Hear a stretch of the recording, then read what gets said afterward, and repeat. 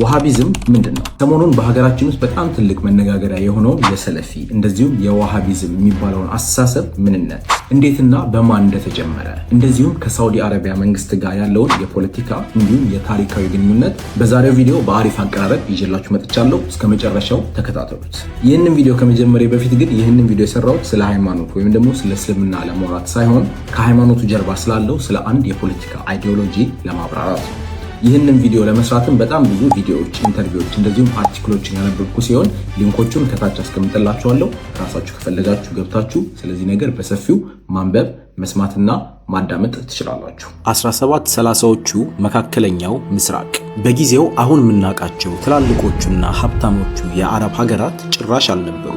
መላው መካከለኛው ምስራቅ፣ አብዛኛው የምዕራብ ኤዥያ አካባቢ እንደዚሁም የሰሜን አፍሪካ አካባቢዎች በትልቁ የኦቶማን ኢምፓየር ስር ይተዳደሩ ነበር። የኦቶማን ቱርኮች ኢምፓየር ታዲያ ከ13ኛው መቶ ክፍለ ዘመን ጀምሮ በዓለማችን ላይ በጣም ጠንካራ የነበረና ሱፐር ፓወር የነበረ የሙስሊም ኢምፓየር ነበር። ምንም እንኳ የኦቶማን ኢምፓየር ሱልጣን የሃይማኖት መሪ እንደዚሁም ከሊፋ ጭምር ራሱ ቢሆንም በሰፊው የኦቶማን ግዛት የሚኖሩ የተለያዩ ህዝቦች ግን ሃይማኖቱን ከራሳቸው ጥንታዊ ባህሎች፣ ቋንቋዎች እንደዚሁም የተለያዩ ታሪኮች ጋር በማደባለቅ የተለያየ አይነት እነሱ ትክክል ነው የሚሉትን የእስልምና መንገድ ይከተሉ ነበር።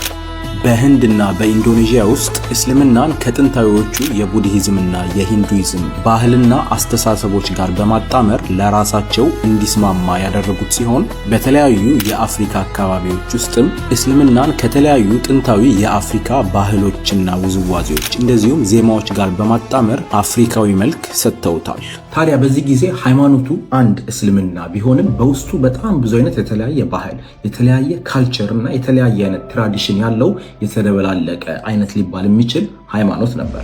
ይህ ነገር ታዲያ በአብዛኞቹ የእስልምና የሃይማኖት አባቶች ዘንድ እንደ ጥሩ ነገር የታየ ቢሆንም በሌሎቹ ዘንድ ግን ትልቅ ተቃውሞንና ቁጣን አስነሳ። ይህንንም በጥብቅ ከተቃወሙትና ሃይማኖቱ ትክክለኛ መንገዱን ስቷል ብለው ካመኑ የሃይማኖት አባቶች መካከል ዋነኛው መሐመድ ኢብን አብዱል ወሃብ የተባሉ የሃይማኖት አባት ነበሩ። እኚህ የሃይማኖት አባት እስልምና ከተለያዩ ጥንታዊ ባህሎችና ልምዶች ጋር የተቀላቀለበትን መንገድ በጣም የተቃወሙ ሲሆን በሃይማኖቱ ውስጥ የሌሉ የተለያዩ ባህላዊ በዓሎችን ማክበር፣ አንዳንድ የሃይማኖት አባቶች ከሌሎቹ አማኞች በተለየ መንገድ ልዩ እንደሆኑ እንደዚሁም ከፈጣሪ ጋር ልዩ ግንኙነት እንዳላቸው ማመን፣ ከዚህ ዓለም በሞት ሲለዩም የመቃብር ቦታቸውን መጎብኘትና እንደ ቅዱስ ቦታ መቁጠር እንደዚሁም ከእስልምና ጋር የተደበላለቁትን የተለያዩ ታሪካዊና ባህላዊ በዓሎች ማክበርን እንደ ጣዖት አምልኮ የቆጠሩት ሲሆን እነዚህም ነገሮች በመላው የኦቶማን ኢምፓየር ግዛት ውስጥ እንዲታገዱ ይፈልጉ ነበር። ይሄ የእሳቸው አስተምሮም በእሳቸው ስም ዋሃቢዝም ተብሎ መጠራት የጀመረ ሲሆን የኦቶማን ቱርኩ ሱልጣንም የመላው ሙስሊሞች ህዝብ ካሊፍ ሆኖ ሳለ እንዴት እንደዚህ ሃይማኖቱ ሲበላሽና ከተለያዩ የባዕድ አምልኮች ጋር ሲቀላቀል ዝም ብሎ ያያል የሚል ጥያቄም እንዲነሳ አደረጉ። ለዚህም ነው ታዲያ ይህ የሳለፊዎች ወይም ደግሞ ዋሃቢዝም የሚባለው የሃይማኖት ንቅናቄ የሃይማኖት ለውጥ የሚፈልግ ንቅናቄ ብቻ ሳይሆን የፖለቲካ ንቅናቄም ጭምር የነበረው። ይህ ንቅናቄ ታዲያ ሙሐመድ ኢብን ዋህብን በኦቶማን ቱርኮች ዘንድ ተፈላጊ ያደረጋቸው ሲሆን እሳቸውም ወደ ሰፊው የአረቢያ በረሃ ተሰደዱ። ታዲያ እዛው የአረቢያን በረሃ ላይ ሌላ እንደዚሁ ከኦቶማን ቱርኮች ጋር ጸብ ያለው ከኦቶማን ቱርኮች ተገንጥሎ የራሱን ነፃ የሆነች ሀገር መመስረት የሚፈልግ አንድ የጎሳ መሪ ተዋወቁ። እሱም ሙሐመድ ቢን ሳውድ ይባላል። እነሱም በጣም ስትራቴጂካዊ የሆነና የዓለምን ታሪክ የቀየረ ስምምነት ተስማምተው ቃል ተገባቡ። በዚህ ስምምነት መሰረት ኢብን አብዱል ዋህብ የአልሳውድን የፖለቲካ ንቅናቄ ለመደገፍ የተስማሙ ሲሆን አልሳውድም ወደፊት በሚመሰርታት ሀገር ውስጥ ንጉስ እንዲሆን የሃይማኖት ቡራኬ ይሰጡታል። አልሳውድም ታዲያ ወደፊት ንጉስ ሲሆን ኢብን አብዱል ዋህብን የሁለቱን ቅዱስ ከተሞች ማለትም የመካና የመዲና የበላይ ጠባቂ ወይም ደግሞ ግራንድ ሙፍቲ ያደርጋቸው ቃል ተግባቡ።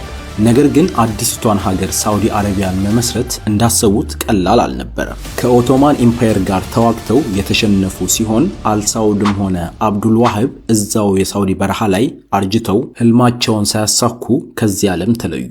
እነሱ የጀመሩት አዲስ ሀገር የመመስረት እንደዚሁም ሃይማኖትን የማስተካከል ህልም ግን የመጀመሪያው የዓለም ጦርነት አልቆ የኦቶማን ኢምፓየር ሙሉ ለሙሉ ሲፈራርስ በ1932 ዓመተ ምህረት የአልሳውድ ስድስተኛ ትውልድ የልጅ ልጅ በሆነው በአብዱልአዚዝ አልሳውድ አማካኝነት እውነት ሆኖ ሳውዲ አረቢያ ተመሰረተች። የአዲሲቷ ሀገር የሳውዲ አረቢያ ንጉስም የጥንት አያቱ ቃል በገባው መሰረት የአብዱል ዋህብን ስድስተኛ ትውልድ የልጅ ልጅ የቅዱሶቹ ከተሞች ማለትም የመካና የመዲና የበላይ ጠባቂ ወይም ደግሞ ግራንድ ሙፍቲ አድርጎ ሾማቸው።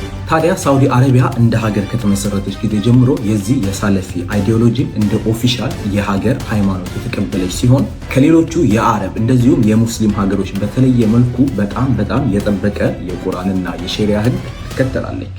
በዚህም መሰረት ዘፈን፣ መጠጥ፣ ዳንስ፣ ናይት ክለብ ምናምን የመሳሰሉ ነገሮች በሀገሪቱ ውስጥ በጣም የማይቻሉና የተከለከሉ ሲሆን እስከ ቅርብ ጊዜ ድረስ ደግሞ ሴቶች መኪና መንዳት፣ የባንክ አካውንት መክፈት ምናምን የመሳሰሉት ነገሮችን ፈጽሞ ማድረግ አይችሉም ነበር። ከጥቂት ዓመታት በኋላ ግን ሳውዲ አረቢያ በነዳጅ አማካኝነት እጅግ በጣም የናጠጠች ሀብታም ሀገር ሆነች። ከነዳጅ ጋር ተያይዘው የሚመጡ ግን ሁለት ዋና ነገሮች አሉ። አንደኛው ሀብትና ምቾት ሲሆን ሁለተኛው ደግሞ ጂኦ ፖለቲክስ ነው። ሳውዲ አረቢያ ባላት ሀብት እንደዚሁም የቅዱሶቹ ከተሞች መገኛ በመሆኗ እሷ የምትከተለውን ጥብቁን የእስልምና ሃይማኖት ወደ ተለያዩ ሀገሮች እንዲስፋፋ ያደረገች ሲሆን በተመሳሳይ ጊዜ ደግሞ ከተለያዩ የዓለም ሀገራት ጋር መስራት መጀመሯ በተለይም ከአሜሪካና ከተለያዩ የዩሮፕ ሀገሮች ጋር ያላት ጥብቅ ግንኙነት ራሷ ከምትከተለውና በዓለም ላይ እንዲስፋፋ ካደረገችው የሳለፊ አስተሳሰብ ጋር እየተቃረነ መጣ። ይህም ሃይማኖቱ ተበላሽቷል ብለው የሚያምኑና ይህን ነገር በጠመንጃ ማስተካከል አለብን ብለው የሚያስቡ አክራሪ ቡድኖች እንዲፈጠሩ አንደኛው ምክንያት ሆነ።